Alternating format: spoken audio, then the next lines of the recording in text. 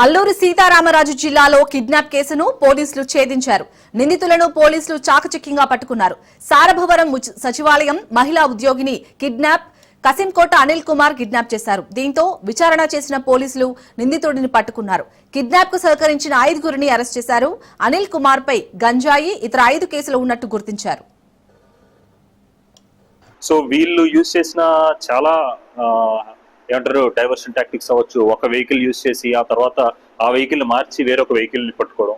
మనం ముందు వెహికల్ కోసమే వెళ్తూ ఉంటాం, అది కాకుండా ఇప్పుడు వేరే వెహికల్ యూజ్ చేయడం జరిగింది.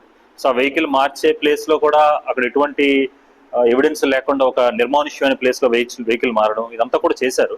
సో ఈ డైవర్షన్ టాక్టిక్స్ అన్ని కూడా యూజ్ చేశారు. మొబైల్స్ అన్ని కూడా స్విచ్ ఆఫ్ చేశారు, ఎందుకంటే మనం ఎటువంటి ట్రాక్ చేయకుండా ఉండదు.